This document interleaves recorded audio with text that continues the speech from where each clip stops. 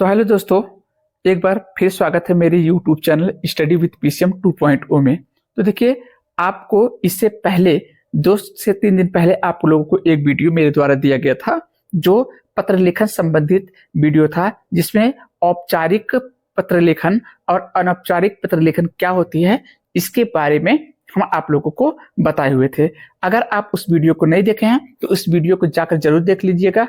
उस वीडियो का लिंक हम इस कमेंट सेक्शन में डाल देंगे और प्लीज उसको देख लीजिएगा, क्योंकि आज जाते क्योंकि आप लोगों के पास टाइम नहीं है, तो मैं आप लोगों को महाकुंभ क्यों, अब मुझे ऐसा लग रहा है कि महाकुंभ में आपने अगर विद्या क्वेश्चन में देखे तो ये महाकुंभ के बारे में कुछ नहीं दिया हुआ है, लेकिन मुझे ऐसा लगता है कि इस बार 144 वर्ष के बाद अगर कोई कुंभ या कह सकते हैं महाकुंभ आया है तो उसके बारे में ऐसा हो नहीं सकता कि उत्तर प्रदेश के प्रयागराज में ही कुंभ है और प्रयागराज में ही शिक्षा बोर्ड है हमारा, उत्तर प्रदेश के यूपी बोर्ड का खास कर अगर बात करें तो। और ऐसे में एग्जाम में आपको निबंध इस पर न कहे, ऐसा तो मुझे नहीं लगता। इसलिए मैंने सोचा और टॉपिक बनाने की कोशिश किया कि महाकुंभ पर एक टॉपिक बना दिया जाए जो कि आपका निबंध होगा। अगर आप जिस तरीके से मैं इस वीडियो में बताने जा रहा हूं उस तरीके से अगर फॉलो करेंगे तो आपको 10 आउट ऑफ 10 मिलेंगे। ठीक है, तो चलिए देखते हैं आपसे क्वेश्चन क्या पूछ सकता है। वो देखिए, कहेगा महाकुंभ मेला आस्था, संस्कृति और आध्यात्मिकता का महासंगम, है ना। अब बताइए, सोच के देखिए, आप लोग आराम से अगर सोचोगे तो आपके पास एक दिमाग में एक चीज आएगी कि अगर वो ये बोल रहा है कि इसके बारे में निबंध आप लिखिए महाकुंभ मेला के बारे में, तो आप क्या लिखेंगे। तो सबसे पहले यही नहीं, महाकुंभ मेला नहीं, कोई भी मेला या कोई भी आर्टिकल्स के बारे में वो कह रहा है लिखने के लिए, किसी चीज के बारे में कह रहा है, वो पर्यावरण प्रदूषण के बारे में कह रहा है लिखने के लिए, वो नारी शिक्षा के बारे में कह रहा है लिखने के लिए, या बेटी बचाओ बेटी पढ़ाओ के बारे में वो कह रहा है, मतलब किसी भी सामाजिक मुद्दा को लेकर के अगर आपसे वो कह रहा है कि आपको इस पर एक निबंध लिखना है, तो निबंध को आप उस पुराने तरीके से प्लीज अपडेट हो जाइए। उस पुरानी परंपराओं से आपको नहीं लिखना होता है। देखिए, तो आप लोग शब्द भंडार को बढ़ाइए अपने, चाहे आप वो साइंस बैकग्राउंड से हैं या आर्ट बैकग्राउंड से हो, लेकिन आपको शब्द भंडार बढ़ाने ही होंगे। तो चलिए हम लोग अब देखते हैं, सीधा डायरेक्ट क्वेश्चन पे आते हैं। आपसे क्या पूछेगा, महाकुंभ मेला जो कि आस्था, संस्कृति और आध्यात्मिकता का महासंगम है, इस पर आप अपने एक निबंध को लिखिए। तो निबंध किसी भी प्रकार का निबंध अगर लिखने के लिए वो कह रहा है, चाहे वो नारी शिक्षा के बारे में लिखने के लिए आपसे कह रहा है, चाहे वो आपसे कह रहा है कि कंप्यूटर जगत के बारे में वो बोल रहा है, या कह रहा है कि इंटरनेट 5G का आज समय है, तो इसको आप किस परिप्रेक्ष्य में देखते हैं, ये सारी चीज अगर कहीं कह रहा है लिखने के लिए, या फिर वो कह रहा है पर्यावरण प्रदूषण या जल प्रदूषित हो रहा है, इस पर आर्टिकल लिखने के लिए, तो देखिए इन सब के लिए कुछ भी लिखेंगे तो पहले उसका रूपरेखा आपको लिख लेना चाहिए, आउटले लिख लेना चाहिए, जैसे मुख्य बिंदु क्या होने वाले हैं। यानी कि जो मैं यहाँ पर आप लोगों को महाकुंभ मेला के बारे में हम बताने वाले हैं आपको, उसके बारे में मुख्य बिंदु क्या क्या हो सकते हैं। तो मुख्य बिंदु हो सकते हैं, पहला भूमिका, यहाँ देखिए भूमिका। दूसरा क्या है कि आपके पास में महाकुंभ मेले का ऐतिहासिक और पौराणिक महत्व क्या है ना। मतलब कि महाकुंभ मेला का इतिहास कुछ रहा है कि नहीं रहा है, यानी कि आज ही थोड़ी मनाया जा रहा है, तो हम नहीं थे इससे पहले भी मनाया जाता था। इसका मतलब कि हम लोगों से पहले पीछे बीत गए, ऐसे समय में भी इसको मनाया गया, तो इसका मतलब कि जो चीज बीत गई उसका मतलब ऐतिहासिक महत्व उसका कुछ होगा, और हमारे पौराणिक पुराणों में कुछ लिखा होगा इसके बारे में, तो वो पौराणिक महत्व क्या है महाकुंभ का, इसके बारे में लिखना है।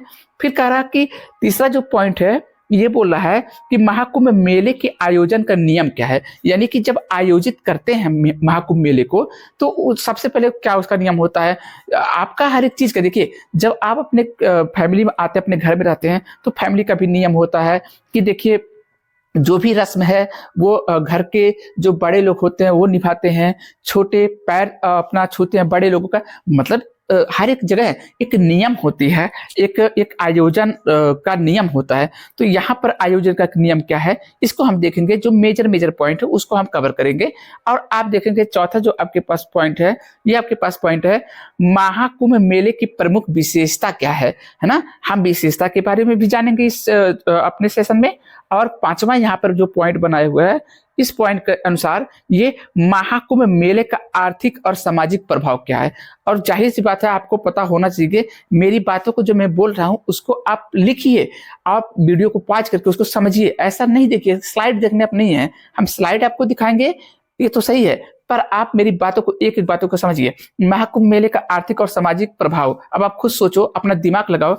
महाकुंभ मेला आपके पास है, तो महाकुंभ मेले में जहां पे 50 करोड़, मैं बता रहा हूं, आज आपका 19 तारीख है और 19 तारीख को 50 करोड़ लोग वहां आ चुके हैं जनवरी 24 से लेकर के। आप सोच के देखिए कि जहां 50 करोड़, पूरे विश्व में ऐसा अनुष्ठान जहां पे इतने गैदरिंग एक जगह पर हुआ हो, ऐसा नहीं देखा गया था। ये अद्वितीय है। तो मैं यहाँ पे क्या कह रहा हूं कि इसका आर्थिक महत्व है क्या, बिल्कुल है। जो भी आएंगे पर्यटक घूमने के बहुत लोग शौकीन है, उसके लिए देखने के लिए आते हैं। और बहुत उसमें मेजर क्या है कि आस्था के तौर पर आते हैं।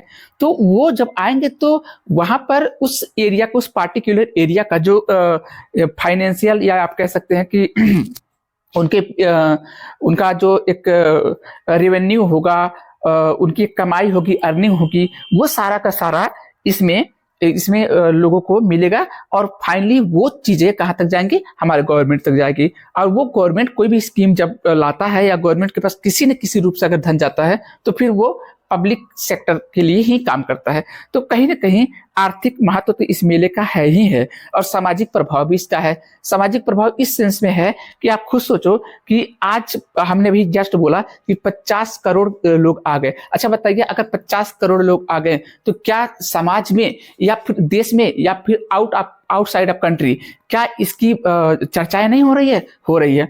और यहाँ पर कई, देखिए आप हिंदी भाषी लोग, हम लोग हैं जो उत्तर भारत से आते हैं, दक्षिण भारत के भी जो हिंदू है वो यहाँ पर आ रहे हैं। कुछ पर्यटक आ रहे हैं जो कि आस्था ना सही, लेकिन वो आ रहे हैं क्या करने के लिए, यहाँ पर आ रहे हैं ये देखने के लिए। तो हम अपनी संस्कृतियों को उनके साथ साझा कर रहे हैं और उनकी संस्कृति को हम ले रहे हैं।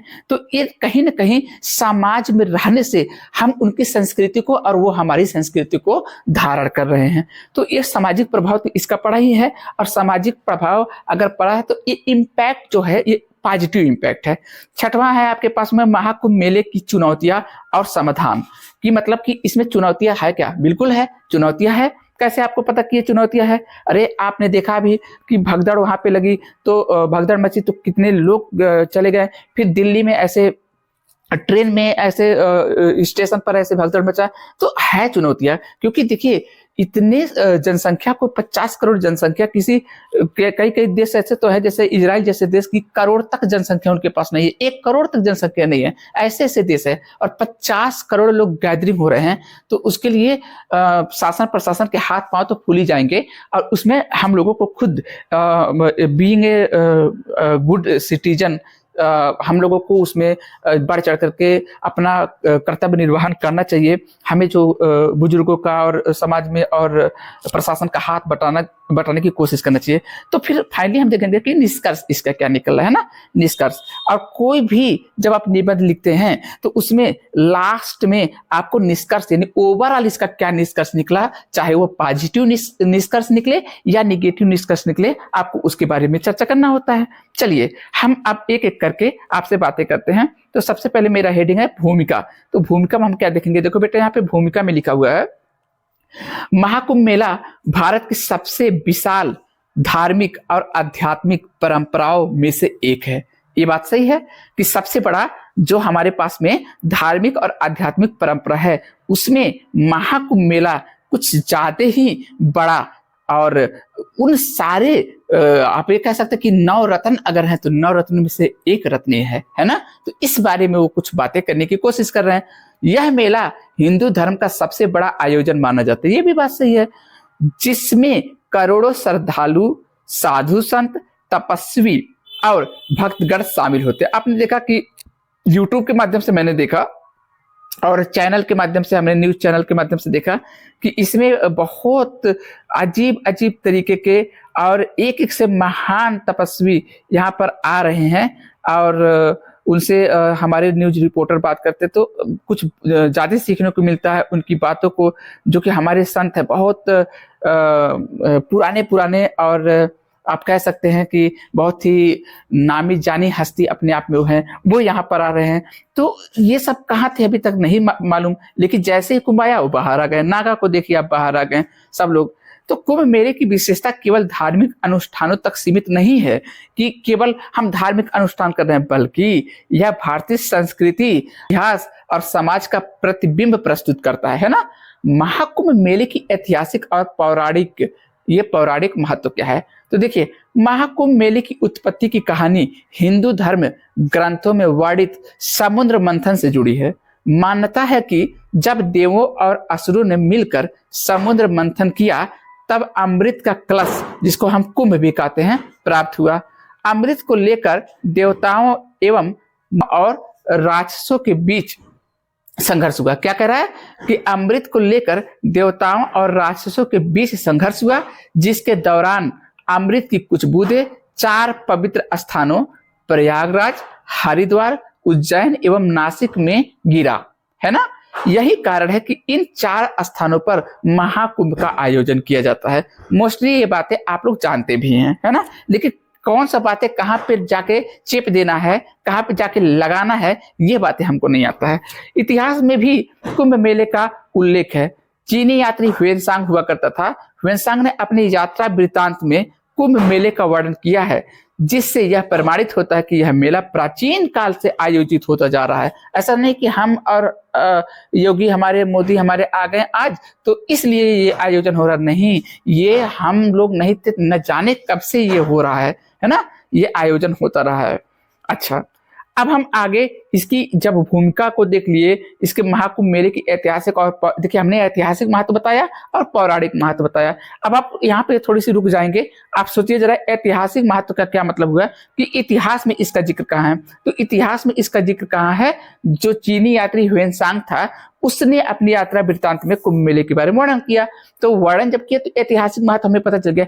पर पौराणिक महत्व क्या होता है? पौराणिक जो पुराणों में, जो हमारे धर्म ग्रंथों में लिखी होती है, जैसे कि धर्म ग्रंथों में क्या लिखा हुआ था कि जब समुद्र मंथन हुआ देवताओं और असुरों के बीच में, तो उसमें घड़ा निकला अमृत से भरा हुआ, जिसको हम कुंभ कहते घड़े को, है ना। तो उसको लेकर के जब राक्षसों और देवताओं में संघर्ष हुआ तो उसके दौरान ऐसा हुआ था कि 4 पवित्र स्थानों जैसे प्रयागराज, हरिद्वार, उज्जैन एवं नासिक में यह गिरा था, और जहां जहां गिरा वहां वहां हम कुंभ का आयोजन करते रहते हैं। ठीक है, तो फिर आगे हम बढ़ते हैं और अगले देखिए चीजों को कह रहा है कुंभ मेले के आयोजन का नियम। जैसे मैंने बताया कि परिवार में भी एक नियम होते हैं हर एक चीज का। तो कुंभ मेला ऐसे ही थोड़ी कि कोई सब लोग आ गए और कुंभ मेला हो गया, नहीं जी, ऐसा ही होता नहीं है।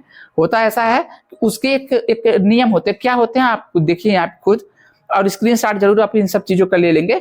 महाकुंभ मेला ज्योतिष गणनाओं के आधार पर आयोजित किया जाता है ना। और क्या लिख रहा है कि जब बृहस्पति, सूर्य और चंद्रमा की स्थिति विशेष रूप से अनुकूल होती है, तब कुंभ मेलों का आयोजन किया जाता है। यानी कि मैं ये कह सकता हूं कि अगर आज यहाँ हमारे प्रयागराज में कुंभ मेला आयोजित किया जा रहा है, तो हम ये मान के चल रहे हैं कि हमारे जो बृहस्पति जो ग्रह हैं और जो सूर्य हैं और चंद्रमा एक विशेष स्थिति में है, एक अनुकूल स्थिति में है, तभी तो ये कुंभ मेला लगा हुआ है। महाकुंभ का आयोजन 4 स्थानों पर इस प्रकार की जाती है। कैसे भैया? पहला क्या है हमारे पास में? प्रयागराज में। अब गंगा, यमुना एवं अदृश्य सरस्वती, क्योंकि अब सरस्वती नदी रह नहीं गई, वो अदृश्य सा ही हो गई, तो गंगा, यमुना एवं अदृश्य सरस्वती नदी के संगम पर आयोजित होता है। कौन सा वाला? प्रयागराज वाला, जो अभी का इतना समय चल रहा है। हरिद्वार का क्या है? हरिद्वार में कहां पर ही होता है? तो गंगा नदी के पावन तट पर यह बनाया जाता है, हरिद्वार में, उत्तराखंड में। और नासिक में अगर आप देखें तो गोदावरी नदी के तट पर, यहाँ पे लिखा हुआ गोदावरी नदी के तट पे इसको मनाया जाता है। अगर उज्जैन मध्य प्रदेश की बात करें तो शिप्रा नदी के किनारे इसको मनाया जाता है। फिलहाल इस समय प्रयागराज में मनाया जा रहा है। इसके अलावा अर्ध कुंभ मेला हर 6 वर्ष आयोजित होता है, यानी कि 6-6 वर्ष में अर्ध कुंभ मेला होता है। क्यों? क्योंकि एक कुंभ 12 सालों में होता है। तो फिर क्या हुआ कि एक अर्ध कुंभ कितने में होगा भाई? तो ये होगा 6 वर्ष में। कुंभ का आयोजन हर 12 वर्षों में किया जाता है। अच्छा, 12-12 वर्षों में किया जाता है। अब 12वें बार जब होता है तो उसको महाकुंभ बोलते हैं, यानी 12 बरहिया में 144 होता है, जबकि महाकुंभ 144 वर्षों में किया जाता है। अब इसमें थोड़ी सी आप आगे और क्या ऐड कर सकते हैं, मेरी बात को गौर से सुनिएगा। बहुत आप लोगों को बोर लग रहा होगा ना ये वीडियो, ऐसा नहीं करिएगा आप लोग, प्लीज समझिए, प्लीज प्लीज कह रहा हूं तो समझिए इस बात को। अब यहाँ पे क्या हो रहा है कि जो ऐसा मान्यता है, ऐसा भी मान्यता है, बढ़ा के यहाँ पे लिख सकते हैं कि देवताओं और जो हमारे देवता और राक्षस, ये दोनों जब आपस में कॉन्फ्लिक्ट, संघर्ष हुआ था, तो ये युद्ध इनके बीच में 12 दिन चला था। और हमको आपको ये पता होना चाहिए, अगर नहीं पता है, कि जो हमारे देवताओं का जो देवता होते हैं, वो उनका एक दिन, हमारे यहाँ 12 वर्ष, मतलब कि मेरे यहाँ जब 12 वर्ष होगा तब वहां पे एक दिन गुजरेगा। तो बताइए, इस हिसाब से 12 दिन तक संघर्ष हुआ था। तो बताइए, एक दिन 12 साल के बराबर है, तो 12 दिन तक संघर्ष हुआ था, तो 12 बरहियम 144, तो इसलिए 144 वर्ष के बाद ये आता है, ये महाकुंभ है ना, महाकुंभ के बारे में बात कर रहे हैं। अच्छा, अब इसके बारे में आगे हम देखें तो देखिए, नेक्स्ट बढ़िए। तो देखिए यहां पर क्या है कि हमने कहा था कि महाकुंभ मेले की आर्थिक और सामाजिक प्रभाव क्या है। तो देखिए, महाकुंभ मेला केवल धार्मिक आयोजन नहीं है, बल्कि इसका धार्मिक, समाज, अर्थव्यवस्था और पर्यटन पर भी व्यापक प्रभाव पड़ता है। पहला, अब हम इसको देख लेते हैं। इसमें 2 हेडिंग हमने बनाया है, जैसा कि पहला क्या है, पर्यटन और आर्थिक वृद्धि। अब यहीं पे देखिए, महाकुंभ मेले में देश विदेश से लाखों पर्यटक आते हैं, सही है, जिससे स्थानीय व्यापार, होटल, परिवहन, हस्तशिल्प को बढ़ावा मिलता है। चाहे वहां पे कोई होटल खोल लिया हो, चाहे ट्रांसपोर्टेशन की बात हो, तो ये सब में क्या हो रहा है कि इस सब में एक हिसाब से अगर देखें तो आर्थिक वृद्धि कहीं ना कहीं हमारे अपने लोगों की हो रही है।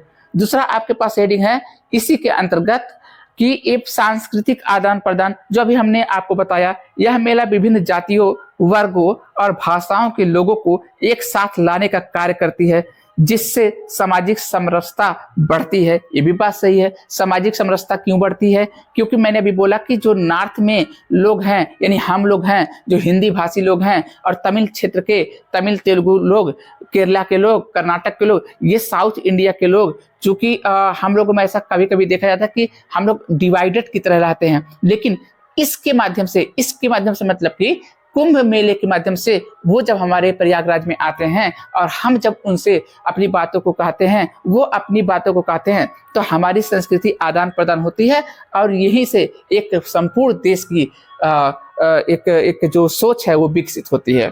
तो आगे हम संस्कृति का आदान प्रदान देख लिए। आगे नेक्स्ट देखते हैं कि क्या हो रहा है। तो आगे हमारे पास में है महाकुंभ मेले की आर्थिक और सामाजिक प्रभाव। तो आर्थिक और सामाजिक प्रभाव हमने आपको बताया, लेकिन इसके अलावा अगर आप बढ़ें आगे तो आप देखेंगे कि महाकुंभ मेले की चुनौतियां और समाधान क्या है। तो पहला तो देखिए, सबसे बड़ा चुनौती क्या है कि भीड़ प्रबंधन करना। करोड़ों श्रद्धालुओं की उपस्थिति के कारण भीड़ को नियंत्रित करना, यहाँ पे नियंत्रित होना चाहिए, निमंत्रित मैं लिख दिया हूँ इस चीज को, यहाँ पे क्या रहेगा बेटा, निमंत्रित नहीं, नियंत्रित करना, है ना। प्रशासन, है ना, प्रशासन के लिए चुनौती बन जाता है। इस समस्या के समाधान के लिए पुलिस ड्रोन सर्विलांस और स्वचालित प्रवेश द्वारों का उपयोग करता है, या पुलिस के द्वारा उपयोग किया जाता है ना।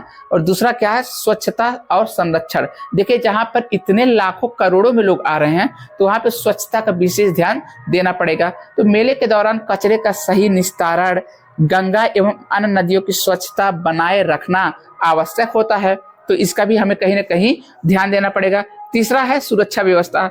इतनी बड़ी संख्या में श्रद्धालुओं के कारण आतंकवादी हमला, है ना, आतंकवादी हमला और भगदड़ जैसी घटनाओं की आशंका रहती है, जिसके लिए कड़ी सुरक्षा व्यवस्था लागू की जाती है, और लागू होना भी चाहिए, है ना। अब आगे देखिए कि क्या होता है, हम ये पढ़ चुके, आगे देखिए। आगे है कि आप ओवरऑल निष्कर्ष क्या इसका निकाले, तो निष्कर्ष आपने ये निकाला कि कुंभ मेला भारतीय संस्कृति और परंपरा का एक अनूठा संगम है। यह न केवल धार्मिक आयोजन है बल्कि भारतीय समाज की एकता, भक्ति और आर्थिक शक्ति का भी प्रतीक है। इसकी भव्यता, ऐतिहासिक और आध्यात्मिक ऊर्जा विश्व के सबसे अद्भुत आयोजनों में से एक बनाती है। ठीक है, महाकुंभ मेले में भाग लेना केवल एक धार्मिक यात्रा नहीं बल्कि आत्मशुद्धि, सामाजिक